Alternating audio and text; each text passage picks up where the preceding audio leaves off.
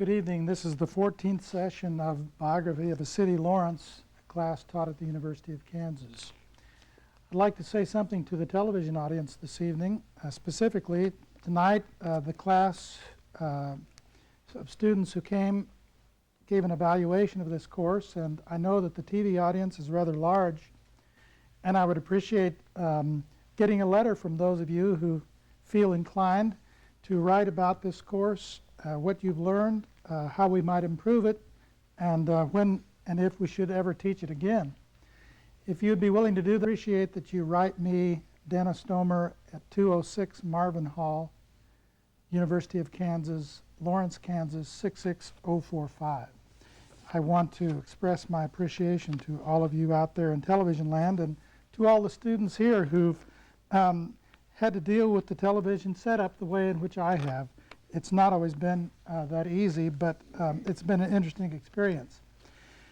This evening we have two presenters. The first is Steve Lopes, who will be presenting on the topic Building Community Power Structures, 1984 to 1998. Steve Lopes is one of our most engaged citizens, and this is sort of the kind of individual I hope that we can all become. We don't necessarily have to adhere to his political ideology, but his engagement in our community is a very wonderful thing to behold. Is a Massachusetts native who likes to say he came to Kansas in 1981 as one of the last free staters sent to Lawrence by the New England Immigrant Aid Society. He has an a degree in mechanical engineering technology from Wentworth Institute in Boston, but after working for a year as an engineer, he went back to school, earning a BA in political science at Youngstown State University in Ohio, followed by an MA in political science from the State University of New York at Albany Graduate School of Public Affairs. After some PhD work at Kent State University in Ohio, he obtained a Master of Education in Psychology from Boston State College, and he is also a 1992 graduate of the Harvard University Trade Union program. Steve taught 15 years in public secondary schools and technical colleges and was a junior college administrator. Since 1981, he is organizer for the Kansas National Education Association, assisting teachers in eastern Kansas with organizing contract negotiations and employment concerns. He was Old West Lawrence neighborhood president from 1987 to 1989. And in 1987, he helped organize the Lawrence Association of Neighborhoods and AL-PAC. He was the last president of the Kansas ACLU and helped revitalize the Douglas County ACLU. He has also helped revitalize the Douglas County Democratic Party and has been active in many campaigns for city commission and Democratic Party's county and state candidates. In his free time, he volunteers facilitation, conflict resolution, and goal setting to nonprofit organizations. Please welcome this evening Steve Lopes. Dennis. Thanks for coming, Steve. Thank you.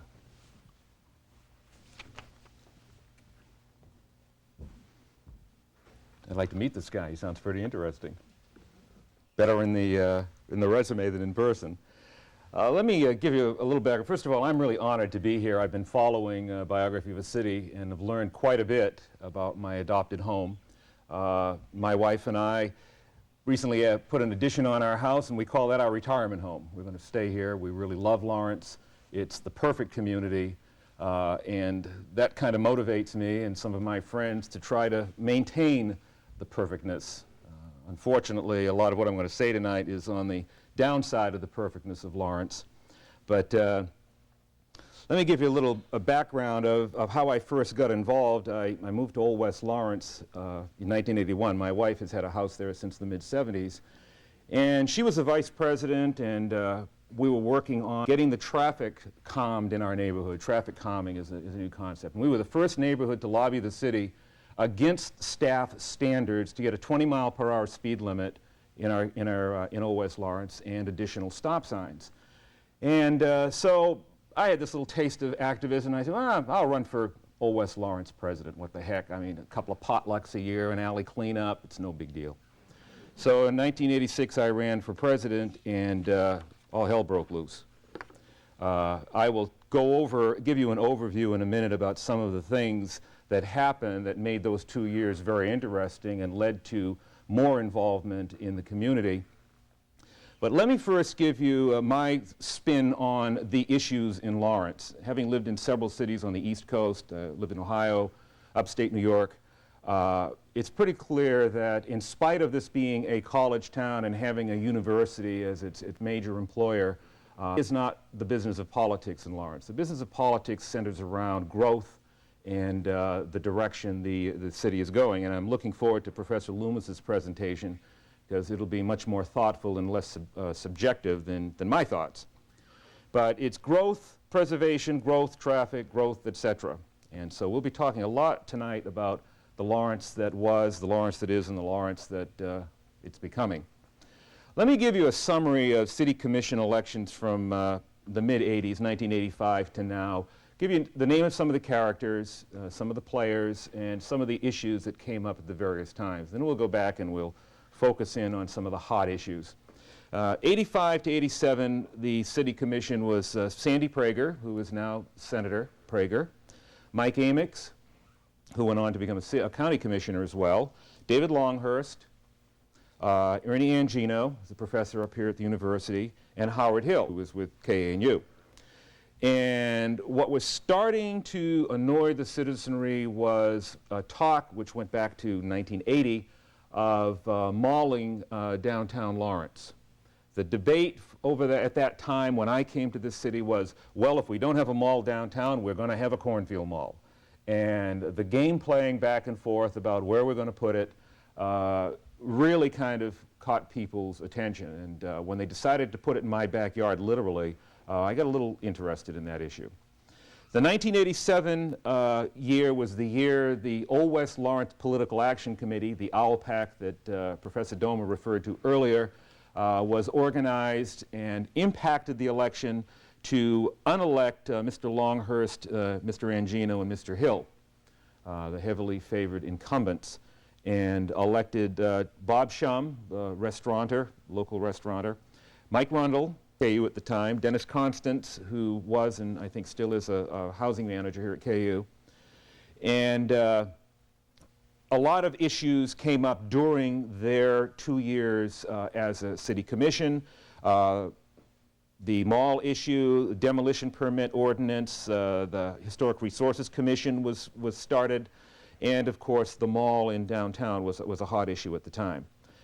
1989, Shirley Martin Smith was the top vote getter, followed by Bob Walters. They got 2 4-year terms. And Dave Penny, who has the sand operation here in town, was elected to a 2-year term. And they replaced Constance, who was defeated, and Prager and Amix, who chose not to run again. The big issue from 1989 to 1990, according to my recollection, was dealing with the Human Rights Ordinance.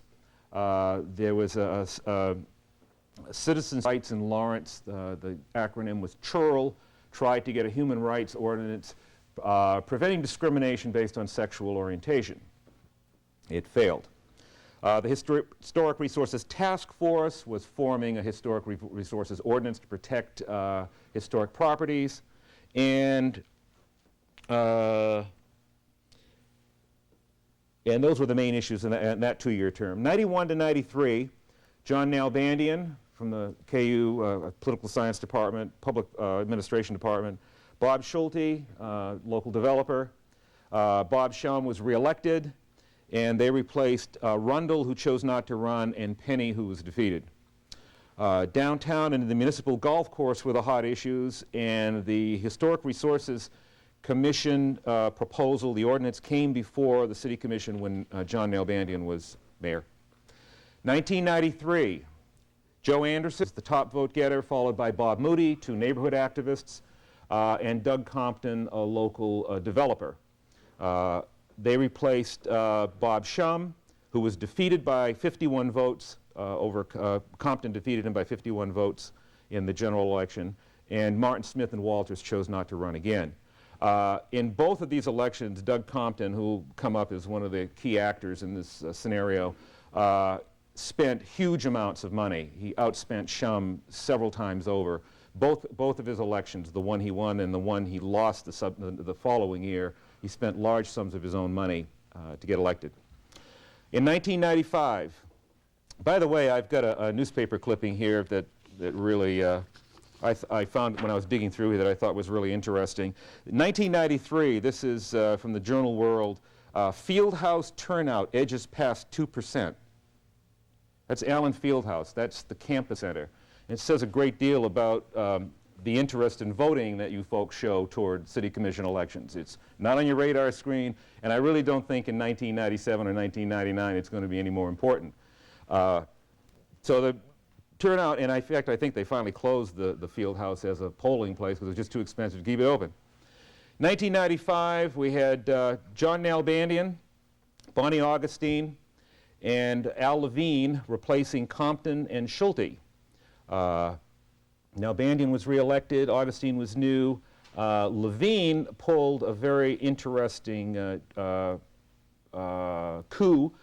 He placed, Al Levine is a local neighborhood. In fact, his only political experience before getting elected to the city commission was he was the Old West Lawrence delegate to the Lawrence Association of Neighborhoods. And he went from 6th place in the primary. You know, the top 6, there were about 13 people running. Of those, the top 6 go to the general election. He went from 6th to 3rd to get one of the 3 seats on the commission. And that was a very, very controversial election. I'll talk about that in a minute. The issue was the Human Rights Ordinance, and the 2 people he defeated were outspoken homophobes. They were opposed to adding sexual orientation to the Human Resources Ordinance. And then in 1997, we have Kennedy, Hodges, and Moody, the current commissioners. Moody re-elected. They replaced Levine and Anderson. Levine chose not to run, and Anderson was defeated. And this is probably a commission that only the pro-growth lobby could love. I will give my assessment to them at the very end, so I'll try to keep your attention through the boring part. But these guys, if they can't find something to give away to development, they will find it, or they'll go into deep contrition. This is definitely the commission. If you want to pave something, go before them. We'll talk more about them a little later on. There are no friendlies on there, although I have to reserve my judgment of Irv Hodges. He's the only commissioner I see who actually studies an issue before voting it. Most of these clowns get their direction at lunch, at the chamber luncheon the day before. But we'll talk about that in a little bit. I'm just going to skirt on county politics a little bit. I understand Mark Beulah did an excellent job here last week, and I'm looking forward to seeing that. I think it'll be broadcast tomorrow night. But the SLT and the Porkway, most of us from the neighborhoods didn't call it the East Lawrence Parkway. We called it the Porkway because it was clearly a giveaway to the fat cats in the community for development. That one seems to have been slowed down right now, but as you know, we've got half of the way.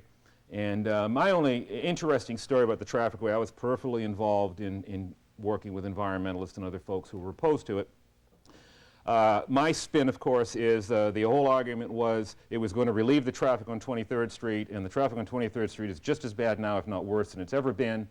And I drove the South Lawrence Trafficway the second day it was open, and I was just really pleased. If I had a few million sticking around, there are all these wonderful spots available for instant development, financing available. I mean, all these signs put up on the farmland, and it wasn't supposed to be a trafficway, but a bypass. Well, it isn't. It's for development. And the only other thing in the county that's impacted Lawrence, in my opinion, have been the Douglas County Property Owners Association, which they are anti-tax people, and they have impacted some of our politics a little bit, but mostly the commission election. The only county commission election that I've personally been involved in was in 1991. I was Mike Rundle's campaign manager when he lost to Mark Buehler, and I know Mark Buehler is not running for re-election, but the bad news in today's paper was that land plan owner or whoever head of the land plan, Brian Kubota, is running for the county commission, so that will be another developer vote for those who want to pave. But when I ran Mike Rundle's campaign, Mike was just getting off a successful 4 years on the city commission. And we ran a darn good campaign, and I'll never forget election night, Mark Buehler coming over and shaking my hand and congratulating us, because it was a very close race. The votes were quite close. He outspent us, I don't know how many times over, and he had the chamber backing and whatever. We came very close to retaining what we call the city seat. There are 2 county seats that are almost all rural, and then there's the city commission seat that's almost all in the city. And I don't know who else is going to announce and run for that, but it's going to be an interesting race. Let's talk about a few of the local interest group politics. First of all, I've been involved with gays and lesbians twice in political action here, trying to get the Human Rights Ordinance passed. The first time was with the Citizens for Human Rights in Lawrence, which was a pretty dysfunctional group, couldn't get its act together. I was very disappointed at the lack of political savvy and my personal experience with the infighting that went on with the group in trying to get candidates elected who would support adding sexual orientation to the anti-discrimination aspects of the Human Rights Ordinance. We failed miserably. The City Commission had Dave Penny on for 2 years, who is one of the few city commissioners who's had a social agenda. Clear Dave Penny was an outspoken homophobe, and he constantly beat on the drum, no special privileges for homosexuals, and made it very difficult. I'll never forget the night the hearing was held on the Human Rights Ordinance. There were a lot of gays and lesbians, and my wife and I are in PFLAG, Parents and Friends of Lesbian and Gays. And it was like a wedding chapel with the bride's family on one side and the groom's family on the other side. And you had the righteous folk from the community with their Bibles talking about the sodomites sitting across the hall from them. It was a pretty hideous city commission meeting. It was packed to the gills, out into the hallway, and I saw it on tape afterwards. It was really an ugly evening, and it went down 3-2. But the following election cycle, Simply Equal, which is really organized by the Venerable Ben Zimmerman, who, if you may know, we're honoring him for 80th birthday this Saturday night at Teepee Junction. Ben is a retired professor, social welfare professor here, and has been active in the gay community. And I remember meeting with Ben long before Simply Equal went public. In fact, I met with him with Professor Loomis. And we were talking, he was doing this quietly behind the scenes, getting quiet support in the community for the amendment to the Human Rights Ordinance. And he did the grunt work. I really admire his quiet, professional organizing skill, getting people to sign on. And also, I was involved with the political action group that helped get Al Levine elected, because that year Al was the one more vote we needed to get the 3-2. To get the rights passed. And that was quite a campaign, very quietly done, lots of phone calls, lots of getting people to the polls, and a postcard campaign, but no ads, paper. It was a very slick campaign. And election night, the 2 homophobes, Joe Barnes and Burkhead, can't remember his name, he's here, he's an engineering professor or something here. They made a big deal about no special privileges for homosexuals, and Al Levine waltzed right through and got that 2-year term. And we got the sexual orientation. We're the only city in the state of Kansas that has, where it's illegal to discriminate based on sexual orientation. And it's been in effect for 3 years, and it has not caused the problems that was anticipated. Another local interest group are the preservationists, the Lawrence Preservation Alliance. I've been a member for many years. The Douglas County Preservation Alliance, and Professor Domer has been active in that, and they're dealing with outside of the city. Friends of the Carnegie Library, I've been spokesperson for the Friends of the Carnegie Library as we've tried to save the historic structure, expansion plans that the city has. And of course we were involved in the borders wars, as we call them, over on New Hampshire Street, trying to save the old stable. One of the stealth groups in the community that is just a well of knowledge and resources is the League of Women Voters. They're a nocturnal group. They don't come out in daylight. They rarely testify and never add their names to a political endorsement. but they are incredibly expert at zoning, at drainage, at all of these arcane things. And several years ago, they ran a wonderful homes tour in Lawrence. You'll never see the realtors advertising this one. It was called Larry, How Does Your Garden Grow? Or How Does Your Town Grow? It was a bus tour of the worst development decisions in the city of Lawrence. I mean, really hideous places where houses were built, their cellars automatically filled up with water. Just awful, awful development. It was a wonderful tour pointing out the things that we'd rather not be proud of. But the League puts on great workshops. They're having one tomorrow night, in fact, on campaign finance. But they don't like to go public. And then, of course, groups that are near and dear to my heart are the neighborhoods and the neighborhood associations. Let me go back to those thrilling days of 1987 when, as I said, I was going to sit in as a quiet president of the Old West Lawrence Association, when word came down that there was interest from a Cleveland developer in putting a mall in where the post office is downtown, actually going from Kentucky to New Hampshire and from 6th to 7th. That's what they call the footprint for the mall.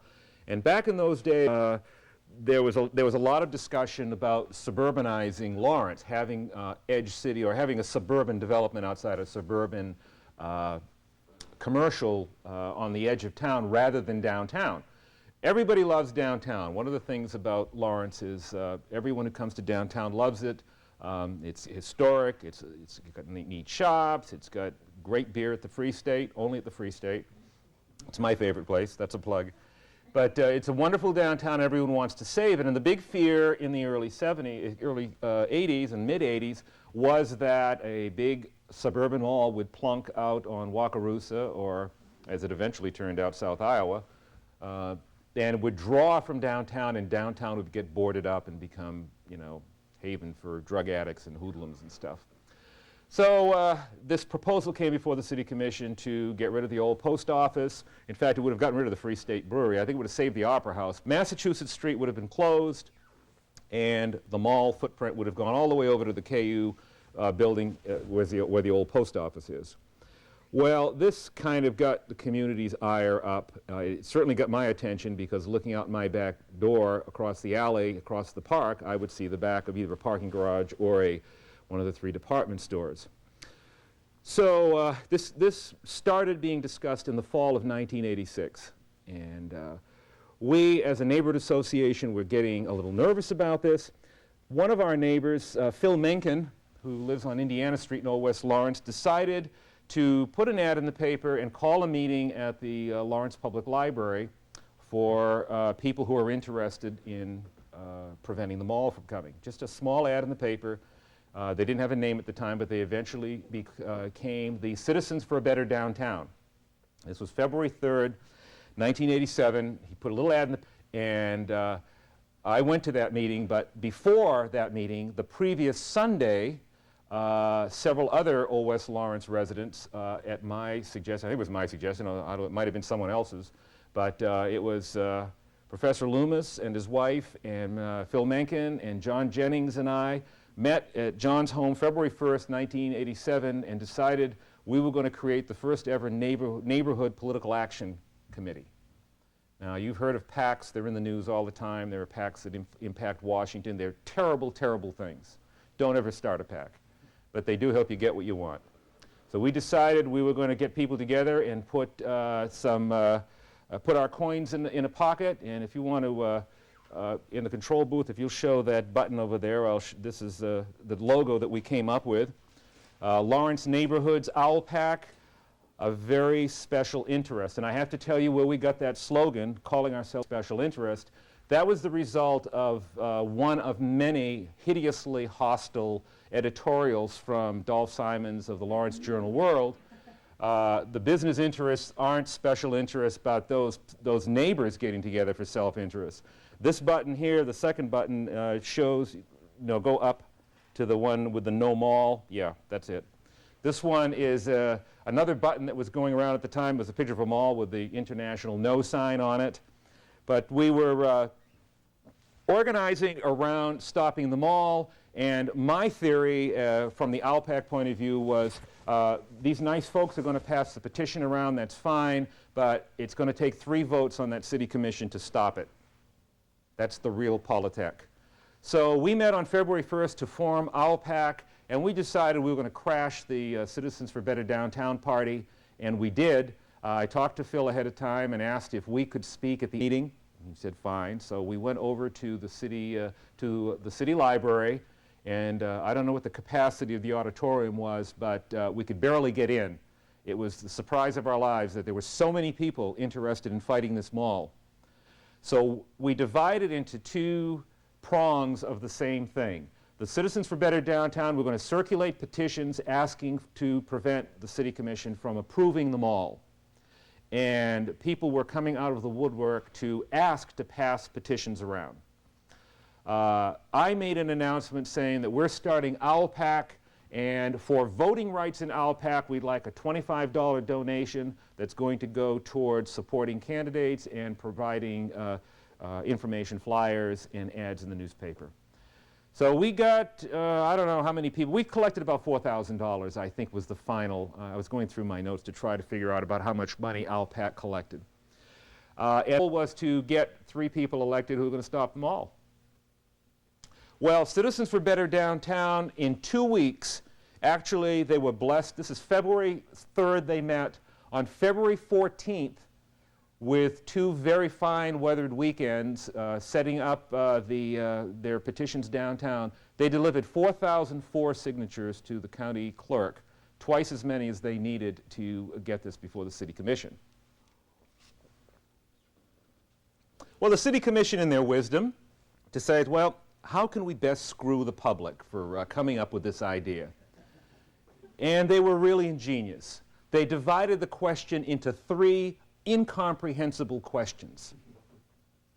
And so you had the pro-development people running ads saying, vote yes, no, yes, and you had our people voting no, yes, no, in order to get what we want out of this damn petition. And these 3 were going to be on the ballot the same time we're electing 3 city commissioners. Well, the good news is it annoyed the petition carriers so much they got involved in political action and started working for those candidates we wanted to get elected. So on February 14th, I remember that day because Phil Mencken and Pat Cady, who's a co-owner of the Raven Bookstore, they spearheaded Citizens for Better Downtown. I remember them delivering the petitions to the county clerk with a big red bow wrapped around it with a Valentine's Day card on top. Happy Valentine's Day, here are the petitions.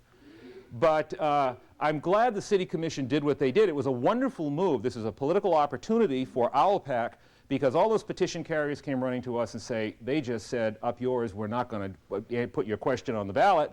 Let's get some people elected who are going to change things around here. So we had a lot of volunteers, people who were leafleting, people who were running candidate forums. We ran several forums. Those are real low-cost things where you get an opportunity to ask your questions. So we had the ALPAC candidate forum. We're going to talk about development questions, darn right. We're going to talk about neighborhoods. We're going to talk about malls. And we're going to put all the candidates on the spot and smoke out the bad guys and find out who the good guys are. Well, for the primary, we endorsed Dennis Constance, Mike Rundle, Bob Shum, and Henry Johns. You only were going to elect, you had 3 votes, but those were 4 people who answered our questionnaire to our satisfaction. So those were the 4 we endorsed, and Constance, Rundle, and Shum made the cut, and incumbent David Longhurst lost in the primary. So now we had our 3 folks plus, let's see, Angino, Howard Hill, I think that was it. Those were, who was the 6th one? Anyway, but our 3 candidates, so going into the general election, we had our 3 candidates who we wanted to get elected. And I'll tell you, people just came out of the woodwork. It was an exciting time. The window is very short. It's about less than 5 weeks from the primary to the general election. It's a very short window. And we got out the vote, got people to the polls, and election night was a great deal of satisfaction. Bob Shum topped the ticket. Mike Rundle, who I had not known but met during the campaign, and who since, in my opinion, is probably the best city commissioner I've seen since I've lived in the city of Lawrence, and continues to have some wise thoughts on how city government should be run. That's my personal observation. It's a kiss of death, too, if he wants to run again for anything. But Bob Shum, Mike Rundle got 4-year terms, and Dennis Constance got a 2-year term. So here we are now. We've got the majority we need to stop. How we're going to stop them all. There are a number of legal hurdles you have to go through. One of the things that we ultimately turned to stop them all was, at that time, the city had a comprehensive planning document called Plan 95. It was generated in the early 70s. 77, I think, was when it was approved by the City Commission, the County Commission, and the Planning Commission. And Plan 95 is a comprehensive planning document. Cities can or have a choice. It's enabling language from the legislature that allows them to say what we want to look like in 25 years, 20 years. So Plan 95 said downtown is the prime commercial area. It is to be protected. It's wonderful. It's beautiful. It's everything. So Plan 95 was used to stop JVJ, the developer.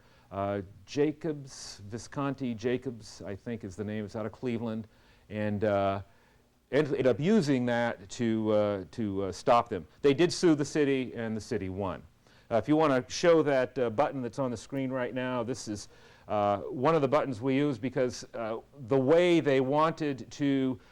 we tried to stop them all from going is to prevent the city from vacating Massachusetts. The city of Lawrence, the commissioners have to vote to vacate right-of-ways or throughways. So if you want to build across an alley, the city has to say, okay, we're going to vacate that alley and allow it to be built upon. So we were trying whatever we could with the pro bono legal advice that we were getting to stop them all, and closing Massachusetts is a dead end was one of the slogans that we used. So now we've got the city commission that we like, probably the most developer-friendly city commission, and we figure we're heading for some wonderful things to happen. And then there was a fateful event that took place on June 27, 1989. Some have called it Second Coming of Quantrill. Dennis Constance described it as the largest loss of housing stock since Quantrill's raid.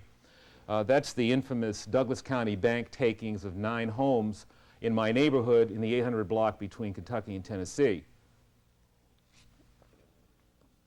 And this is a sad chapter in Lawrence's development history, but we were there, and this was, well, we knew the houses were going to be, the Douglas County Bank bought all these houses on this block. We're going to tear them down. They practiced the well-known, now it's well used, in fact it's even accepted here in Lawrence, demolition by neglect. You don't apply for a demolition permit, you just let the house fall apart. And more landlords do that. They just don't do the repairs, and then, gee, what blight, let's tear it down. They did this on the block. It came to a head in the winter of 96, 97. I got a call from John Lundstrom, who was the bank's attorney. Now it's federal Judge Lundstrom, and I can't give my opinion because I might appear before him someday. But Judge Lundstrom misled us considerably on what the bank's intentions were, along with Dave Evans of Gould Evans, who was the architect for the new bank. But we entered into discussions, we being the Old West Lawrence Neighborhood Association. We had a delegation that met with the bank president, the lawyer, and we were negotiating moving some of the houses to new sites. They were worth saving. And we were in these negotiations up to through the spring and into June. And then on the Thursday before the Saturday, June 27th was the Saturday, so this has been June 25th, I noticed the doors were open in the houses, because this is my neighborhood. I walk around there. So I went inside, and it looked like they were being looted. So I called the police, and the police came, and someone from the bank came and said, well, we're allowing people to take some things out of these. This is not right. This is a little suspicious. And Friday came and went. Saturday, we had planned an alley cleanup, so I'd send a flyer out to people. We'll meet you at 9 o'clock, and we'll clean the alleys. Well, at 6 o'clock Saturday morning, it was a beautiful sunny day. One of our block workers, one of the people who works in the Old West Lawrence Association, is banging on my bedroom window just above my head, saying, Steve, they're tearing down the block. What are you doing? They're tearing down the block at 6 o'clock in the morning. We walked over there, and I think Dunbar construction or wrecking, whatever they did, had every possible piece of equipment they could find. They had 2 pieces of equipment at each house, and they simultaneously attacked so that you couldn't save a porch, nothing. They just tore into all the houses. By noon it was over. It was flat land. 9 houses were gone to the landfill. And it made national news, it made statewide news, the Associated Press carried it, and it really upset the community. And here's the spin. So the Douglas County Bank comes out and says, well, we got to tear this down because we got to start construction right away. They started construction exactly 364 days later. It was a field of ryegrass for 1 full year. It really hurt the community big time. There was an estimate of about 600 people took their accounts out of the Douglas County Bank at that time. We did. We had a personal account. Old West Lawrence had an account. Professor Loomis and I marched over there, took our money out, and went over to Columbia Savings. That's it. And to this day, I won't deal with them. They said they needed the land for expanding, putting their new building. That's fine. And now they've got a big parking lot that's rarely filled, and it just creates a nice catchment. It's more runoff for the water. But there's a silver lining to this. There's a silver lining to this. Dennis Constance, who was just a newly elected commissioner, lives facing, we sat on his porch watching the destruction. It was the best seat in town. You could just sit on his porch and watch them tear this place apart. He proposed to the city commission that there be instituted a 30-day waiting period for demolition permits. The way the Douglas County Bank did it, they went down on Thursday and got their demolition permits and did their stuff on Saturday. No time to know about it. Now, not only is there a 30-day waiting period, but the permits are sent to neighborhood leaders. I still get the permits from all over Lawrence. I know what's going to be torn down, and there's an opportunity for public comment on it. So that was one good thing that came out of it. The second good thing that came out of it was this friendly city commission proposed a task force on on historic resources. My good friend Ron Schneider, who's a local attorney and is active in preservation activities, was the chair. Unfortunately, some of the city commissioners, I think Mike Amix was mayor at the time, kind of packed it with quite a few pro-growth folks. And we had to monitor to make sure that what came out of this would not be worse than what we had. A couple of quick, this is a very important event that occurred as far as preservation in Lawrence. Lawrence is kind of it's not a dilemma kind of thing, but they're ambivalent about historic preservation. We like it to attract people. We like to be proud of the historic structures, but darn, they're a nuisance. They get in the way when you want to build something. And so the Historic Resources Commission has since become, I think, a good citizen in protecting the housing stock in Lawrence and protecting the historic structures. Unfortunately, this current commission is looking at ways to weaken the Historic Resources Commission, and challenges frequently get involved. The border situation is a good example, and the Carnegie Library is not a finished story just yet. Those historic buildings need to be honored, preserved, respected, and protected. So those are some things that came out of that time. Parallel to that, let me talk a little bit about the founding of the Lawrence Association of Neighborhoods. That was not my idea, and you'll notice in the introduction, Professor Doma described me as helping, assisting these organizations, and that's absolutely true. As in my day job, I'm a professional organizer. The best way for me to do my job is not to be seen or heard, but to have it done by other people. The golden rule of organizing is you never do for people what they can do for themselves. So I helped organize the Lawrence Association of Neighborhoods. What happened was it was Mary Thomas's idea. Mary Thomas lives in University Place neighborhood, and she decided during this campaign, this election where our friend did, to call all the neighborhood presidents together and let's try to find someone we can support. So I was the president of Old West Lawrence, Barry Shalinsky was president of East Lawrence, Marcy Francisco was Oriad. There were probably 8 or 9 of us, including future Commissioner Bob Moody, who was the president of East Lawrence Improvement Association. And we met at Mary's house on January 29th, 1987. And what she wanted to do was to get the neighborhoods involved in the city commission elections. Now at that time, Neighborhood associations, if you're not familiar with how they come about, what you do is you find the crabbiest person in the neighborhood, you give them a cause, and they carry the banner for you. And I was the crabby person for our neighborhood for a while. But when you try to get a bunch of crabby people in a room to agree on something, it doesn't usually work out that way. It's real hard to get a consensus. So we met at Mary's, and everyone was real nervous about, well, what are the folks back in the neighborhood going to say? We should be involved in politics. We should just be involved in nice, clean things. And that didn't work. So I suggested, well, why don't we form an alternative organization? Let's form a PAC. Let's call it a neighborhood PAC. We don't want to do that. We do that. Well, I went back to Old West Lawrence, and I found much more support in my own neighborhood, because we're facing down a mall across the park. No problem. So all of the officers of the first OWL PAC were Old West Lawrence residents. And we served as sort of the focal point to draw in the other neighborhood activists who could not identify themselves as president of East Lawrence or whatever, but would gladly give their $25 and would happily leaflet their own neighborhoods.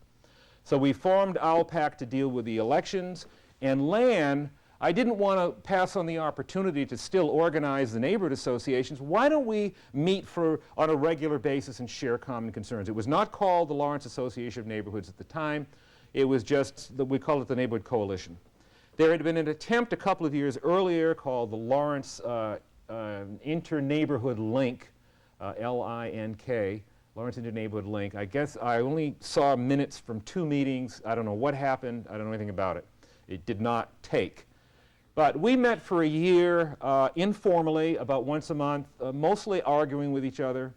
And I remember Barry Shalinsky was the president of East Lawrence, and I was the president of Old West Lawrence, and Marcy Francisco was the president of Oriet. And I remember us having a very frank discussion in one of these meetings about how the downtown and the city plays one neighborhood against the other. You know, well, we're going to put the parking lot in the East Lawrence neighborhood. We're going to take those houses over on Rhode Island Street. Oh, okay, well, no, we won't do that. Then we'll move over into the West Lawrence neighborhood. So we finally decided, let's not fight against each other. Let's get together and support each other when issues come up they're going to hurt a neighborhood. It took a year for the neighborhoods to finally agree on let's meet regularly, let's form an organization, a coalition, let's agree on a mission statement, and let's call ourselves something and come up with some bylaws. And that happened a year later, about 1990. We called ourselves the Lawrence Association of Neighborhoods, and if you can zoom in on the LAN logo, it's one of the buttons. Yeah, there you go. And my friend Alan Long, who is no longer here, he lives in Madison, Wisconsin. He worked at KU and was active in political campaigns, one of my activist friends.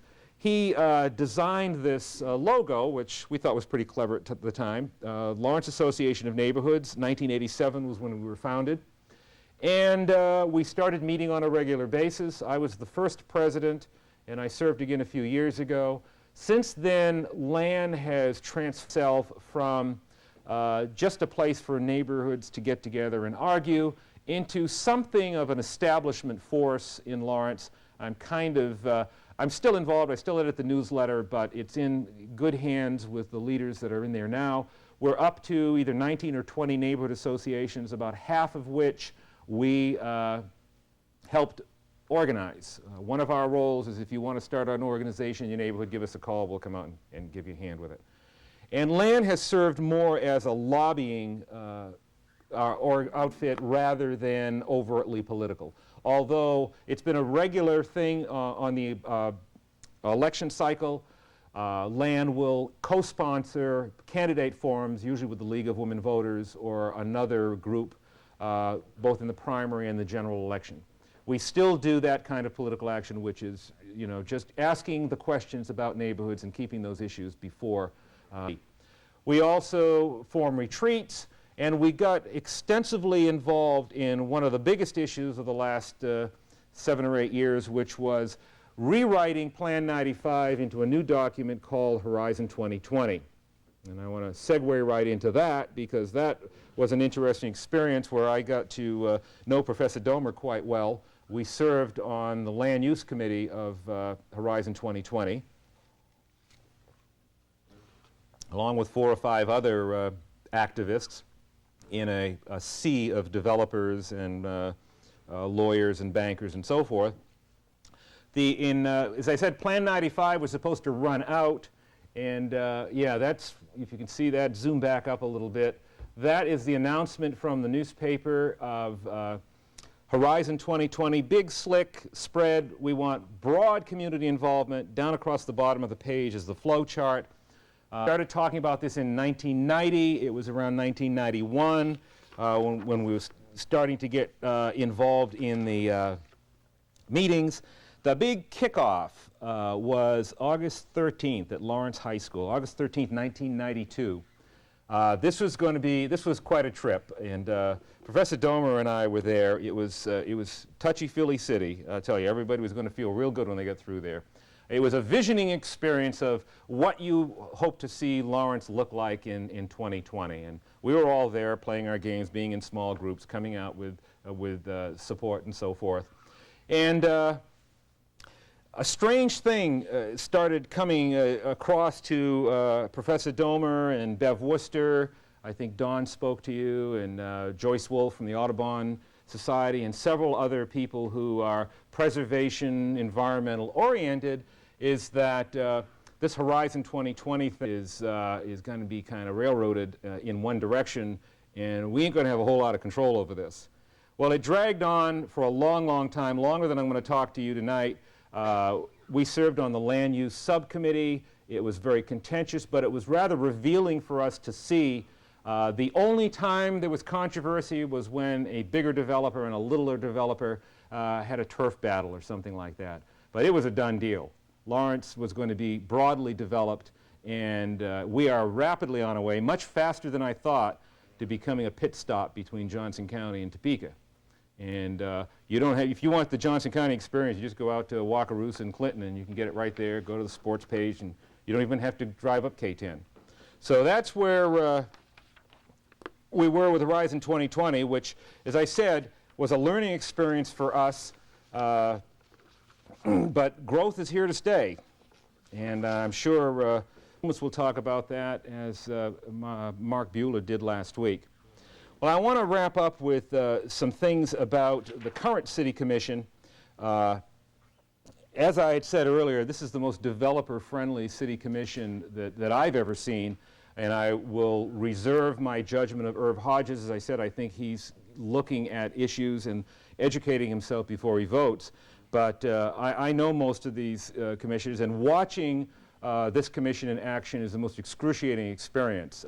I really have a hard time. I ask friends to edit out the bad parts and let me get to the important part. Or better yet, give me a one-page summary of what I should be annoyed at from last Tuesday. And they're meeting as we speak, doing damage and destruction further out in Lawrence. I don't know where to start, but you know, Bonnie Augustine, Let 'em Eat Cake Augustine, is probably the worst mayor that this city has ever seen. She is totally insensitive to the needs of the citizenry.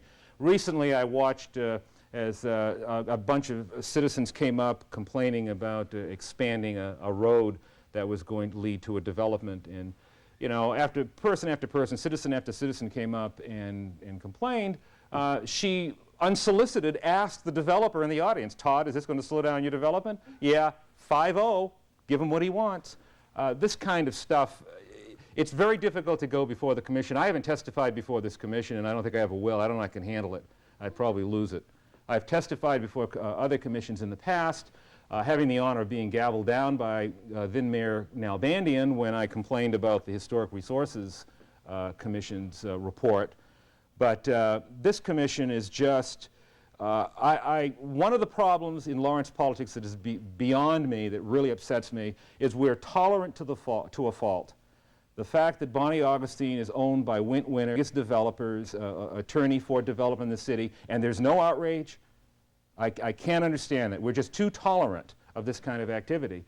And as she left office, she just went on and on about how wonderful her mentor was. Now, Wint's a neighbor and a friend of mine. I like him. We run into each other when we're jogging. But he represents, in my opinion, some of the worst interests, development interests in this community. And she works for him, and it's okay. It's all right in Lawrence. Then Marty Kennedy, our new mayor, he sees no need to recuse himself when his own company gets a $250,000 contract. or 125,000, whatever the hell it was. I mean, he would have gotten it anyway. Why don't you just recuse yourself and not vote on something that's going to give a hint of impropriety? But no, they're not thinking about that. And good old Bob Moody. I have to tell you about Bob because he was the president of the North Lawrence Improvement Association, and he did not want them to join because people south of the river don't care about people north of the river. But as soon as Bob got elected to the City Commission, there's been plenty of capital improvement projects in North Lawrence. North Lawrence does not look the same. It got flood control, it got widening on North 2nd. He's certainly taken care of his neighborhood. But I remember my experience with Bob. It was the day after the election in 1992. I went to visit with Webb Golden, who was the chair of the Land Use Subcommittee of the Horizon 2020 Committee that I was on, and Webb and Winter are in the same law firm. So I went to see Webb and got the materials that I needed, and Bob Moody was in the waiting room with me. So we chatted, and after a few minutes, Wint came out, welcomed Bob in, and Bob has been Wint and the development buddy ever since. He never votes against development, never votes against 6-inch curbs. And then John Nalbandian. John, he is best known for his arrogance in destroying 700 postcards sent by citizens to the City Commission over the borders issue last year. These were sent to the mayor and the City Commission. They were about 750 postcards. He destroyed them, and they never knew about it until one of the people who sent the postcards went before the commission and said, "Where are they and why didn't you see them?" It was just ultimate arrogance in not responding to public concerns. But the worst thing he did for us was 2 years ago, the Lawrence City Commission made neighborhoods their highest priority. So the Lawrence Association of Neighborhoods met. We had 2 retreats. We came together with 4 or 5 topics: traffic, police, so on and so forth, the usual. We went before the City Commission in a study session, and he completely hijacked it by throwing out an absolutely inane concept that we didn't want anything to do with, destroyed our whole presentation. How about if we just give the neighbors the city budget, they can decide how to spend it? Well, we said, no, we don't want to talk about that. Well, that was the headline in the paper, that was the editorial that Dolph chose, that was the sound-off question, and that was another opinion piece. It just trashed everything we had done about neighborhoods. And so it is with interest that I look at the city's plans for the future. This is from the most depressing newspaper of the year. It's the Progress edition that comes out on Friday. City seeks, it's so depressing when that comes out. City seeks new look at old zoning regulations. Whenever they say they want to update zoning, I get upset. I get worried. They want to update it so that it is developer friendly, so that it would be less up to code, so that it would be less intrusive. Just the actions of this commission really disturbs me, and their agenda of doing away, of limiting the Historic Resources Commission, reducing zoning requirements. I mean, just read the article that they had in here. Gee, we've had to vary too many times to grant these variances to builders who come before it. Now they want it codified so they don't have to question whether to have 3-inch curbs or 5-inch curbs. I mean, those are very important issues to neighbors downstream. I live in the Old West Lawrence neighborhood, and we have a saying, when it rains in Oriat, it floods in Old West. And in '93, it did big time. The size of curbstones are very important in controlling the flow of the runoff. And Doug Compton went before them and said, I want to put 3 inchers in because they're cheaper. Okay, so what? So the city grants him the variance, and now the people down the street from him are going to have to worry about what that flooding is going to mean, because he got lower curbstones. These are the kind of nitty-gritty issues, the variances that this city commission is granting, that I think is undermining the quality, and is a very, very dangerous trend. I think Professor Loomis will give you a broader view of the politics in the community and where it's going, and I admire and look forward to his spin on it. I've just tried to give you some of the highlights of some of the activities that I've been involved in the last 14, 15 years. If we have a minute left, I'll take any questions anyone has.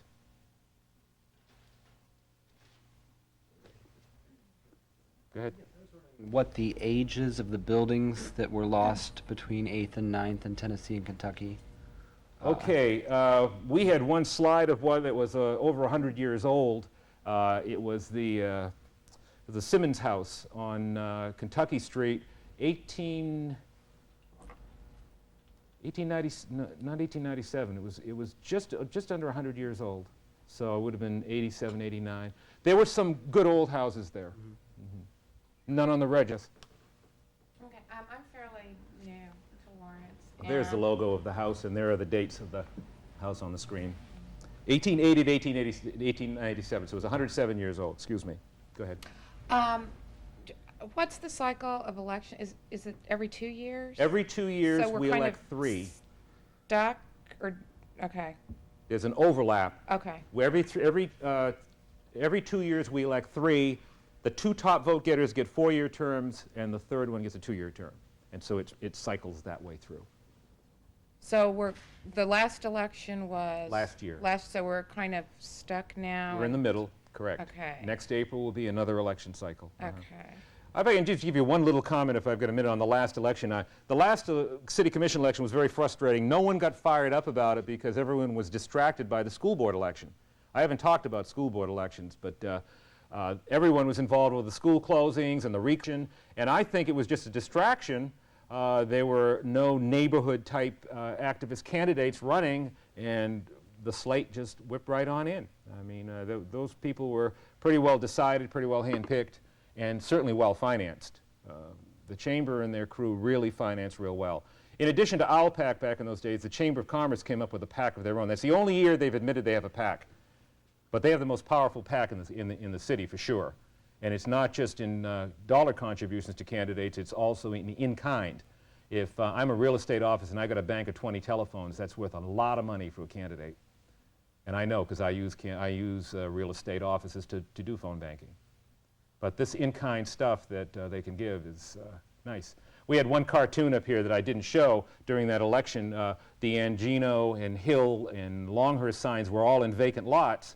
And it was a Mr. Badger cartoon saying, well, you know, people don't live in vacant lots. See, the vacant lots are owned by the real estate interests, and that property is up for sign grab. I mean, I'm going to put my candidate signs on there. You have to get permission of the homeowner to put a sign up. So if you see vacant lots around town with candidates' names, you can be darn sure that there's a commercial interest that wants that candidate elected to get them something.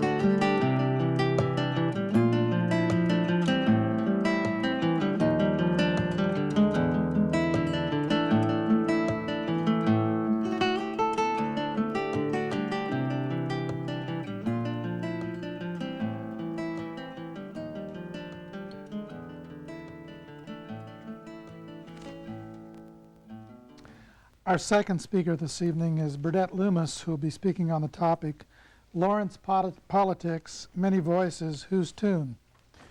Loomis was born in New York City and received a Bachelor of Arts degree in government at Carleton College in Minnesota. Went on to complete an MA and a PhD at Wisconsin in political science and joined the KU faculty in 1979 as assistant professor of political science. In all these years, he has specialized in courses on the Congress and in interest groups. In 1984, he founded the KU Washington, D.C. semester program, which has become a very important program for political science students at KU.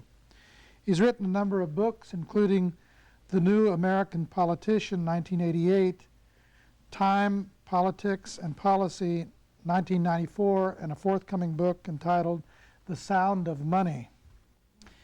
He's the interim director of the Robert J. Dole Institute for Public Service and Public Policy. And he's been very involved in local politics. 1985, since 1985, he's been the treasurer of the Old West Lawrence Association. And in 1987, he was the head of the Downtown Improvement Committee. You will hear Burdett Loomis frequently as a political commentator on National Public Radio.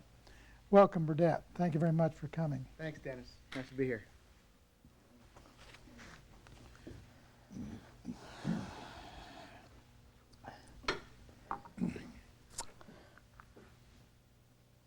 Well, I brought something that Steve referenced. That is the Progress edition of the Lawrence Journal World. And for the Lawrence Journal World, and I think for a lot of Lawrence, progress means a variety of things. And we'll talk a lot about economic development. So I don't want to reduce my sense of that as core of the Progress edition.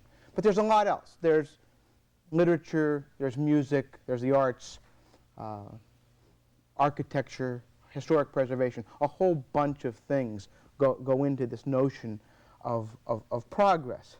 But I think as you go through this, you see time and time again the driving force behind the notion of progress is certainly economic progress. And progress has a sense of going forward toward a goal, towards something, getting bigger, getting, one would think, better. Now, as you've heard tonight previously with Steve Lopes, getting bigger may not necessarily be getting better. And so I'm going to talk about contemporary Lawrence politics over the last 20 years, maybe with a little broader brushstrokes than Steve Lopes. I note the ties that bind me to Steve, and in particular tonight I'd like to note the ties that tie me to Jim Postma. Jim Postma, who lived down the street from me in Old West Lawrence, died a couple of days ago. He was the founder of the Old West Lawrence Association around 1960. And the Old West Lawrence Association was founded much as Owlpack was founded when Steve looked out his back window and saw where the footprint of the downtown mall would be. And John Jennings, who lives in a house that Quantrill couldn't knock down, said, "Hey, we ought to have a pack." That's just what he says. And so we had one. Jim Postma, a generation, 2 generations earlier in neighborhood politics. I figure a generation in neighborhood politics is no more than 10 years, probably closer to 5. You really get burned out. But in 1960, Jim Postma, in reaction to plans, urban renewal plans, you got to take me at my word here, would have raised Old West Lawrence in order to expand the downtown. Think about that. He organized Old West Lawrence, and over the years, Old West Lawrence has prospered. The houses have been painted, fixed up, become more valuable, and we end up being placed in many city and Chamber of Commerce brochures. Think about that, too. Not that our property taxes don't keep going up. I come to you tonight as a university as something of an activist, or certainly not the activist that Steve is. I also come to you as a landowner. I own a duplex in Old West Lawrence. I own a little house over in Oread, in East Lawrence. I come to you as an historic preservationist in one guise, at least. I come to you as a stockholder in the Free State Brewery, a great investment. So I think I've seen Lawrence politics in a variety of ways, but I tend to be analytical at the end of the day, where I think Steve tends to be the activist at the end of the day. So I'm going to start in the beginning. I'm going to go to the end. And Steve's already provided a lot of the outline here. But in general, I want to talk about three particular themes this evening. Three particular themes that will shape this talk.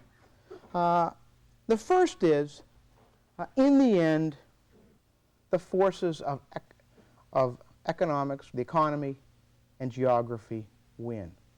You look at Lawrence over the last 20 years, for all the carping of developers who don't want to pay impact fees, for people who find it hard to do one thing or another or run through a few hoops, the fact of the matter is that economics and geography have been our destiny.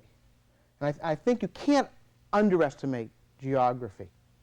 With K-10 and the Turnpike taking 25, 27 minutes to downtown Topeka, 35 minutes to Overland Park, we have become part of the metropolitan area of both Topeka and Greater Kansas City. We'll come back to that quite a bit as time goes on.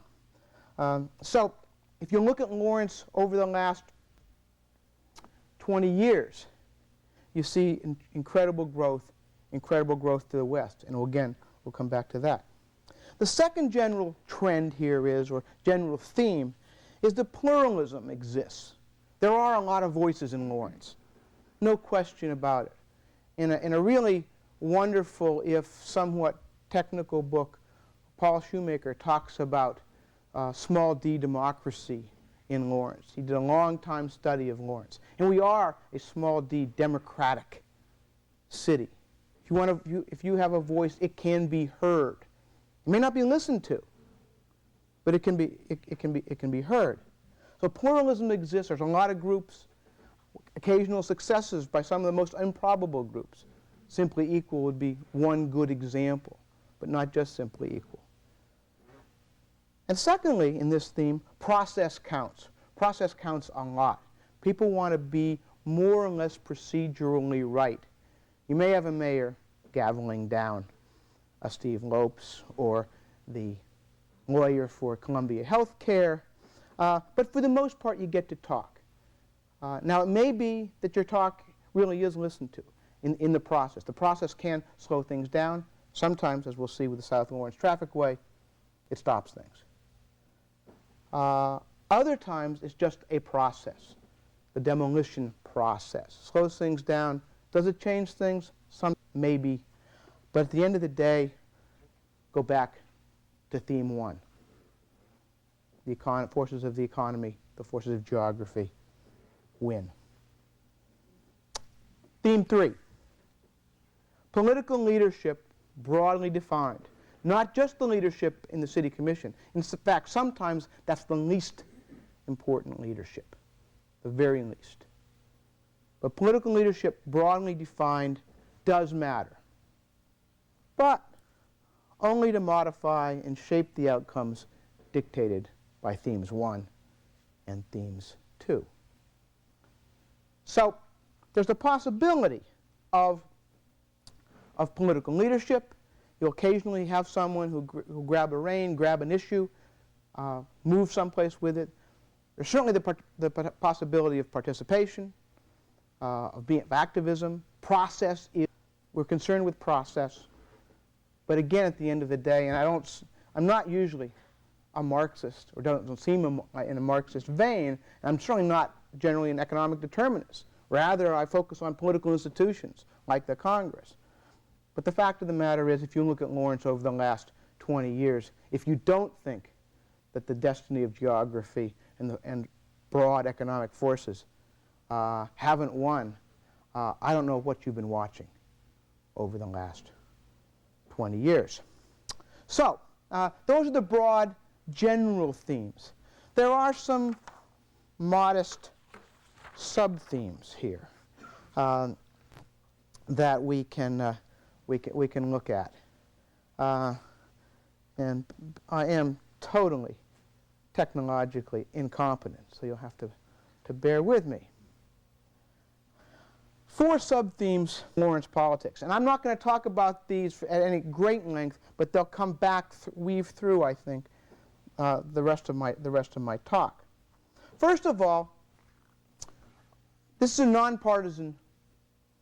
There are nonpartisan elections for city commission. County commission is partisan, Democrats and Republicans. The city commission is nonpartisan, and it's at large. So we get to vote everybody gets to vote on the same candidates. There aren't wards. You don't get one.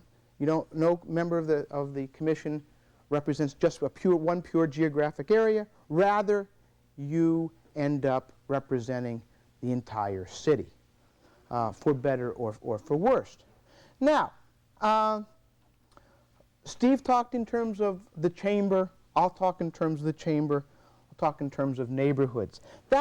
If we want to look at politics in Lawrence, if we want to understand it in a broad sense, it's the forces of the chamber, broadly defined, versus the neighborhoods, broadly defined. 2 parties. You throw in historic preservation with the neighborhoods. You throw in environmentalists with the neighborhoods. You throw in road builders with the chamber. You throw in real estate folks, banks, etc. Sometimes they're in the chamber, sometimes they're not. Talk a little bit more about the chamber in a minute, because in many ways they're not quite as monolithic as we think in common terms. But as shorthand, to understand Lawrence politics, the chamber versus the neighborhoods is reasonable kind of shorthand. It certainly has as much meaning as Democrat versus Republican in the state of Kansas. Who knows what a Republican is in the state of Kansas? I mean, you go anywhere from fairly liberal Republican to Neolithic. Okay, that's the first theme, and I think it really does help you as a shorthand. Secondly, and this is important if painful. Lawrence ain't Boulder. It's just not. There are no mountains here. People don't move here for the amenities of an ocean or skiing or whatever. Lawrence is a nice town. It's a wonderful town. I like Lawrence a lot. But it's not Boulder. It's not so attractive that we can say, hey, we're going to put up huge barriers and keep people out. We want to be essentially an upper middle class university town. Rather, Lawrence, in many ways, one of the nice things about Lawrence is that it's surprisingly diverse, with racial minorities, ethnic minorities, with a fairly substantial lower middle class. I learned this when my son was probably 6 or 7 or 8 years old. He'd been playing soccer. And I take him to play soccer, and although it's not quite like Johnson County, it's close. And you get vans, station wagons, and 4-wheel drives, and Labrador retrievers, stuff like that. You don't see a lot of black kids playing soccer.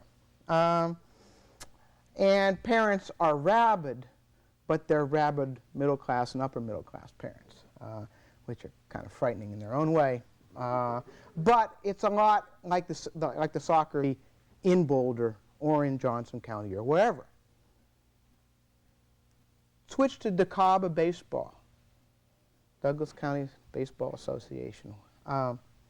DeKalb baseball, much broader reach. Fair number of minorities, fair number of lower middle class folks, a much different view, same age kids, a very different view of the Lawrence community. And you hang around baseball and softball fields in Lawrence for a while, and you realize pretty quickly that Lawrence ain't Boulder. It's not Boulder in a whole variety of ways, cultural ways. It's not Boulder in terms of having lifestyle as the first and foremost kind of consideration. And so when we started thinking, let's not worry about economics so much. Let's not worry about how much it costs to do this or that. You realize that there are a lot of people who worry a lot about how much something costs, how much their taxes are. Let's have more amenities, or let's save more land, or let's do this or that. A lot of people don't care about that.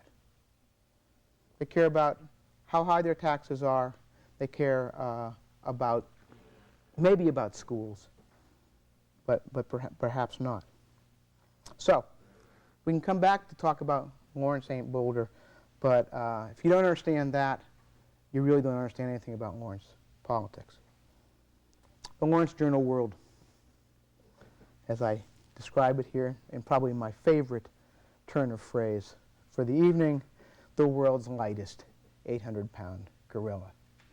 Now, the Lawrence Journal World is important. It's very important in a lot of ways. People read it.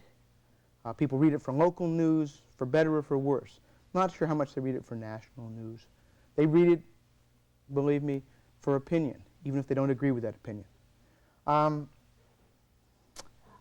But what's striking about the Lawrence Journal World, it seems to me, is that it has very, very little direct impact on what happens in terms of its editorial policies becoming city policies. Its emphases, in some sense, on the editorial page being taken up. Rather, if it has an impact, it may well be in terms of its coverage. I'm not even sure if it's slant. I'm not a particular Journal World basher on the grounds, but just what it covers, how it covers it to an extent. You need to be in the journal world. If you're not in the journal world in a certain sense, you don't exist in Lawrence. Now that may be a somewhat overstatement. Alan Levine's campaign, as Steve noted, didn't use the journal world and certainly did exist. But for the most part, most people who do stuff in Lawrence read the journal world. It's kind of their common book, for better or for worse. So it is important, but it has a surprising lack of impact in terms of its editorial policies, in terms of setting the city's agenda. And I'll come back to that more toward the end of the talk, but I think that's extraordinarily important. I just contrast that with Iowa State University's hometown of Ames, where former NBC administrator Michael Gartner bought the daily paper in Iowa in Ames. And there's been some controversy there, but he's won a Pulitzer for commentary, and he has a distinct point of view that energizes the city in one way or another. That just doesn't happen in Lawrence from my perspective. A third sub-theme here, the University of Kansas as being both central and peripheral to city politics. It's obviously central, or at one time was. In the 70s when you left, it was obviously central. You came back and you found out it's moved to You move to the right. I mean, maybe literally and figuratively. I'm not sure about that. But certainly, it's kind of, wait a minute, the University of Kansas is always so far east in this town. No, it wasn't. It was, for a long, long time, it was clearly at the center of Lawrence, literally as well as figuratively. The university has never been very directly involved in politics. It stayed above politics. The politics of the university are the politics of state funding, buildings, state regulations, how the state wants the university to operate the med center, things like that. It's focused on the state, not on the city. Historically, the university has not been a particularly good neighbor. Ask anyone who lives at the bottom of Mount Oriad. Now that's changed somewhat in recent years with a lot of catch ponds, things like that, so water doesn't race off the parking lots. But only recently has the university begun to become a better citizen, and you can still argue, go up over Memorial Stadium without asking anybody in the city. We're going to have three or four night football games. Who cares what it looks like when you look up the hill and see the Campanile and then look around the light poles to check out the view? They just went up. The university still could be a better citizen. But the university is central in another way, and that is many of the people that we've talked about previously tonight and will talk about, although I won't name quite as many names as Mr. Lopes, being the soul of discretion. The university provides a lot of the players here, both in terms of its graduates, in terms of its faculty members, in terms of its staff. There's a tremendous amount of talent at the university and in this town related to the university. Lawyers who want to stay here and practice, doctors who want to stay here and practice, public administrators who want to stay here and public administrate, or whatever. And there are a lot of faculty members get involved in a variety of policy issues in the city, whether it's architecture, whether it's art, whether it's city commission, all kinds of things. So the talent of the university seems to me to be central to the operation of the city. Well, those are the themes. The three themes: the forces of the economy and geography win, pluralism exists, and process counts, but not to invalidate point one. And third theme, political leadership broadly defined matters only to modify and shape the outcomes dictated by points 1 and 2. Those general themes and these four sub-themes. I want to talk briefly about four stories here. Some of them you've heard a bit about tonight, some last time, some both times. So you can get a third take on the South Lawrence Traffic Way. And you may never have to hear about it again after tonight. I'm afraid you will. I mean, it goes on and on. It's our fate in Lawrence to deal with the South Lawrence Traffic Way forever, maybe. But the stories that I want to focus on are these. The first, the way west, how we develop, and it's subtitled From Drag Strip Road to Wakarusa Drive. Now that's not a geographic destination, but Wakarusa used to be Drag Strip Road. Now can you imagine going down, turning at McDonald's, and they say, where are you going? As you head toward Oriad Labs, or the variety of professional offices, and they say, well, we have our professional offices for our high-tech pharmacy startup company located at 700 Drag Strip Road. It was a tragedy the day Drag Strip Road changed to Wakarusa Drive. I would have, but who would have had the guts to have kept the term Drag Strip Road? So we get something that sounds good and that mellows us out for the inevitable development that's going to come. The second story that Steve told to an extent saving the downtown. I'll talk about it a little differently. Third, I'll briefly talk about commissioners and managers, city managers. And fourth, last but not least, a brief, unvarnished story of the South Lawrence Traffic Way, where all themes come together and no one comes out unscathed. So, first of all, the way west. If we could focus on this cover picture from the Lawrence Journal-World, the day of the Progress edition, the Journal-World obviously hired a plane. Now, this is a long time ago, but several of the shots are from photographs from a plane. Clearly, they wanted to get their money's worth. But this is from 1957. And if you look here, this is Iowa Street. And this is 23rd Street. This is what used to be the Holiday Inn, now Days Inn, drive-in restaurant, and a farm roughly where Keefe's Records is today. So, 41 years ago, we're talking country. Lawrence was a town. At that time, Lawrence was a town, and again, this is courtesy of the Progress edition. I love that term. The Progress edition. 1960, we're looking at about 40,000 people, somewhere around there.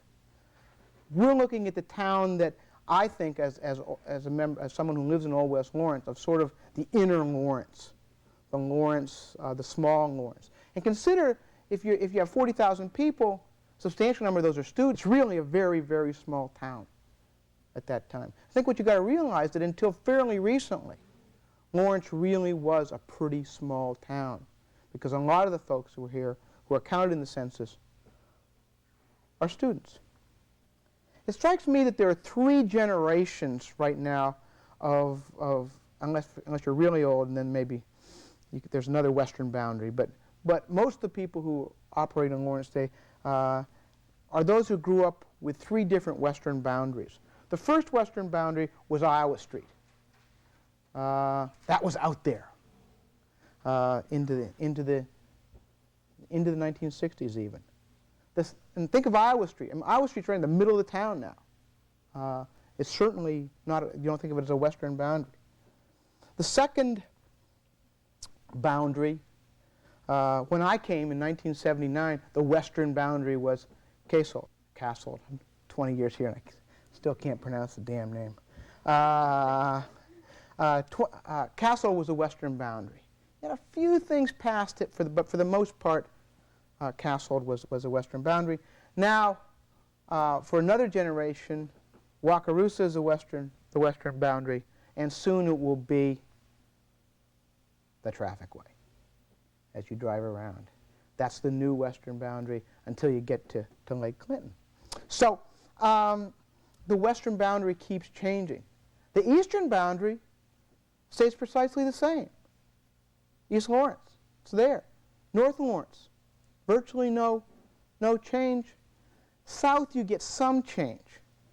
But the floodplain really has restricted growth substantially in South Lawrence. It's starting to erode, or figure it maybe then, literally. But for the most part, the way where the easy way for growth to occur has been to go west. We've gone west, and we've gone west, and we've gone west, and we continue to go west. And it seems to me that population movement has simply defined Lawrence politics as much as anything else over the last 20 years. What we see now on the screen is 6th and Wakarusa. Here's 6th Street, a little strip of farmland here. You can see the baseball field for Free State, Mustard Seed, and a development that went up in about 45 minutes, and a strip mall that went up in 15 minutes. rapid growth out there. And it's middle class growth, upper middle class growth, depends where you are out in that area. You can see the size of homes, things like that. Some of it's better than others.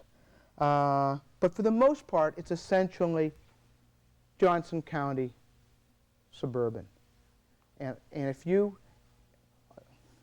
can't, there are maybe that's not, Dennis, maybe that's not Johnson County suburban, but there are other parts where you get the, I've driven a lot around Olathe over the last, and Blue Valley over the last couple of years because of soccer. And there are parts of Lawrence, you plop yourself down blindfolded, and you couldn't tell whether you were in Olathe or in the west side of Lawrence. So we end up being, heavily urbanized. Not very particularly attractive houses, but you keep building, and the stakes are really high.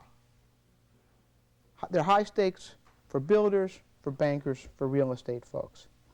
And this relates directly to theme 1, geography and the economy. From here, you can easily get on to the Lecompton exit for the interstate. You take the south trafficway, the trafficway around. 15th Street is soon going to be connected to the trafficway. $1 million or so for a mile, something like that. Make that easy connection, and zoom, you're in Topeka. Not quite so easy to zoom around to Johnson County because we're missing 5 of the trafficway, a modest inconvenience. Still, you end up with lots of folks out there and heavily oriented toward a bedroom community. Now, overall here, if we have a two-party system, let's go back to the chamber and the neighborhoods, the chamber wins here. A lot of building, a lot of construction, a lot of roads, a lot of economic development. But there's a bit of irony. As I watch the city commission meetings, what I see increasingly is when people have a problem with the city and come to complain, it's often not the traditional neighborhood. It's not East Lawrence, although East Lawrence has its problems, or Old West, not even Oriat. It's often a neighborhood or a neighborhood to be out in the western or southern part of town, where there are water problems. Maybe not just at one house, but a dozen houses. A neighborhood is put in, it's nice and quiet, suddenly a bunch of duplexes or fourplexes come in quicker than anyone anticipated, perhaps with some changes in zoning. Suddenly, those folks understand that their own little community, their own little neighborhood.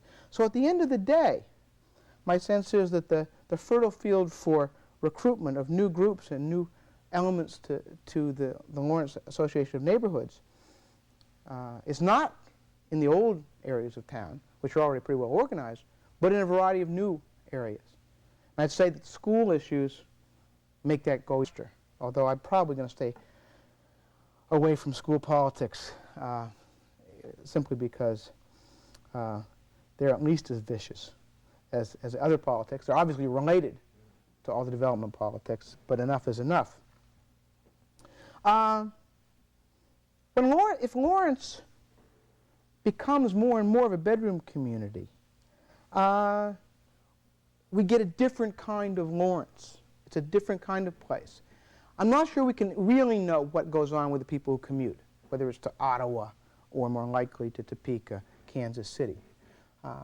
Do they have time for civic engagement? Probably not as much as other folks.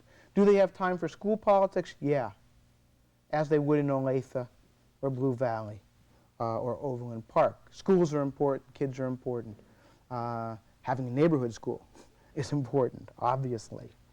The nature of politics has changed. What's kind of interesting is the city commissioners, for the most part, still come from the old Lawrence. The Marty Kennedys, the Irv Hodges, old Lawrence families, but in essence, the commission is dominated not by those personalities on the commission, but by the economic forces that have pushed Lawrence farther and farther west, build it more into increasingly a bedroom community. That has some relationship to whole questions of tax subsidies, things of that nature that we were talking about in the previous hour. I'm not going to go into them right now, but I have a slightly different perspective on it.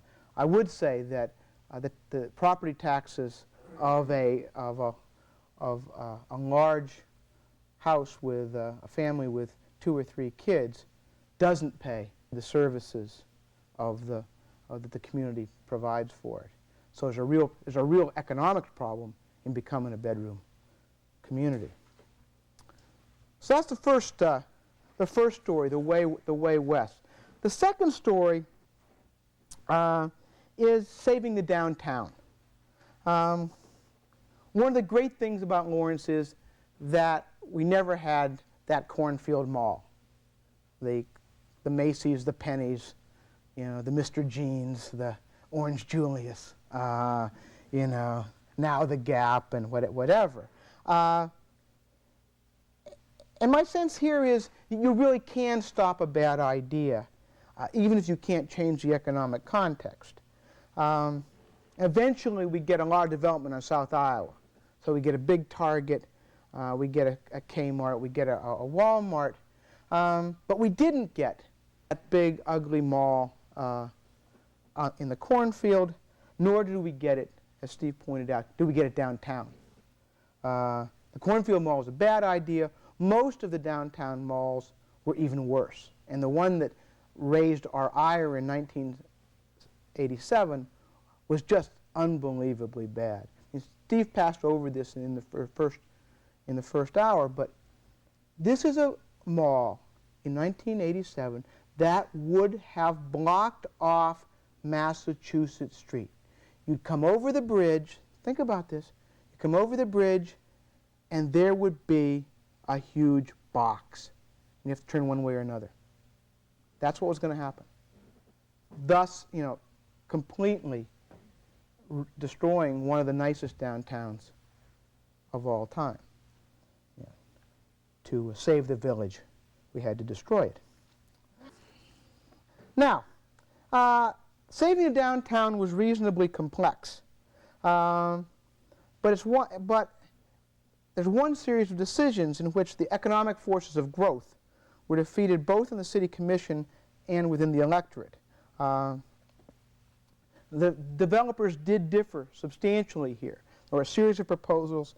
The JVJ, the Cleveland developers, were consistently insensitive to the community, both when they tried to do a cornfield mall and when they came downtown. On the other hand, the Seisler proposal had a different scale, might have been a viable alternative, but the city commission, and here it's really unclear why they turned against the Seisler proposal, but they did, and to adopt the big box. It strikes me that once everybody, or not everybody, but a lot of people agreed that the cornfield mall was a bad idea. No one could decide on what looked good downtown. But what happened was, for a decade, 15 years, using process. Remember, process is important here. It's the second theme, that pluralism exists and process counts. Process really made all the difference in keeping a mall out of Lawrence. And it still may be the largest city in the country that doesn't have that traditional mall, although the Target, Kmart, Payless complex may be a functional equivalent to a mall. I don't really think that it is, though. I mean, it's it's not enclosed, it's not one shopping experience. The 1987 vote, as Steve pointed out, was the key. And I don't think you can understand, again, Lawrence politics, if you don't understand there can be occasional victories. When you've got an idea and you can get some organizational effort, the forces of development, roughly speaking, the chamber forces, can be defeated. Ordinarily, and particularly as we move farther and farther west, build and build more, it's going to be harder and harder. But the three clear instances since 1987 was the 1987 election that Steve talked about, Alan Levine winning in the mid-90s, and the most recent school closing election, where an idea took over the electorate, organization was accomplished, and in some sense a broad coalition won. What you see is most of those wins are temporary, at least in terms of the broader scheme of things, but a mall was kept out of downtown. With Alan Levine, we did get the Human Relations Ordinance. It hasn't been repealed. None of the city commissioners really want to touch that, largely because nothing's happened. It's been fine. So the issue has gone away. But in any event, even though we didn't get the mall, we saved the downtown, and that's a tremendously valuable thing, I think. Development on the periphery didn't stop. It took longer, took different forms, as we see on South Iowa Street.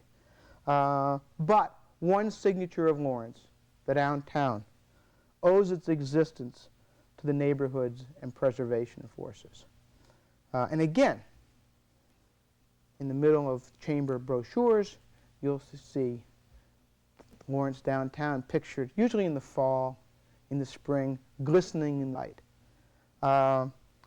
Happy to draw people here, often not willing to support it economically. The people who have supported it are the preservationists, the neighborhood forces.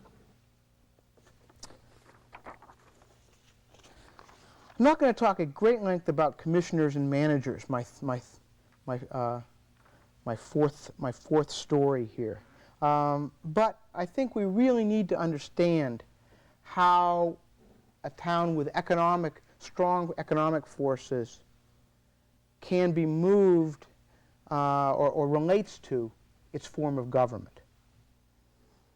And the city manager commission system with at-large elections, to me, reflects a system that it meshes very nicely with strong economic interests.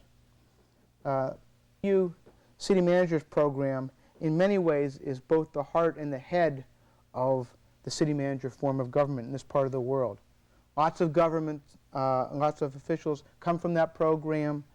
Lots of them want to stay in Lawrence. And it's a politics of expertise and administration. A politics of, we know what's best, we can plan this, if we act rationally, this will work. At the same time, it seems responsive. I mean, remember, all 5 commissioners are elected by everyone in the community. So what we're beginning to see in Lawrence is, as people raise their voices on certain kinds of issues, that you're beginning to get a system that's not as administrative as it once was, as defined by this is a good policy, this is rational. Rather, you're getting more and more, because all 5 commissioners are responsive to everyone, or listen to everyone in the community, more or less. What I'd call NIMBY, not in my backyard, run amok. We talked a little bit about Corpus Christi Church, whether or not the city should buy it as a recreation center or not. I'm not sure if that's good policy or not. But what I do see is that a recreation center is not the end of the world, as opposed to a church, in terms of neighborhood. And in fact, most times, the neighborhoods like recreation centers. Holcomb has generally done very nicely with its neighborhood. So there's a tendency, I think, with the City Commission to be highly responsive to vocal interests, and then say, okay, how can we fudge this one way or another, especially on issues that aren't completely central to development. Now, over the last 20 years, we've had two managers, Buford Watson and Mike Wilgen, a whole variety of commissioners, two of whom, to me, stand out as exercising the most influence. KU law professor Barclay Clark, who spoke to you a couple weeks ago, and public administration professor and current city commissioner John Nalbandian.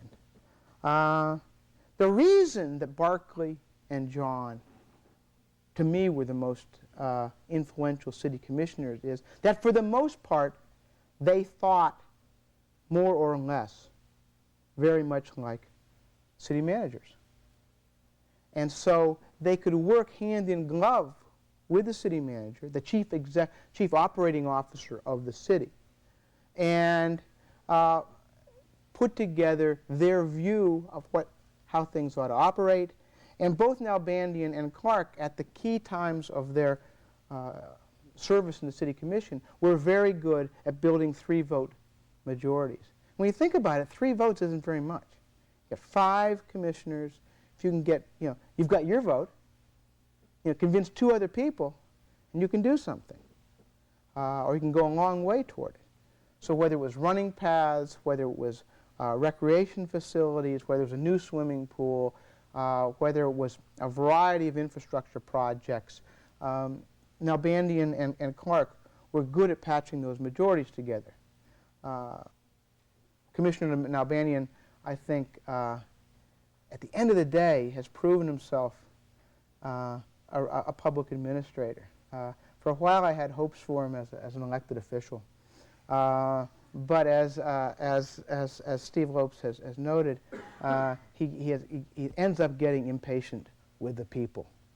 And if you're an elected official, you can go and slam the door behind you or close the door behind you and rail at the people. They may be stupid. They may be ill-informed. But you don't do it in public. Not a good idea.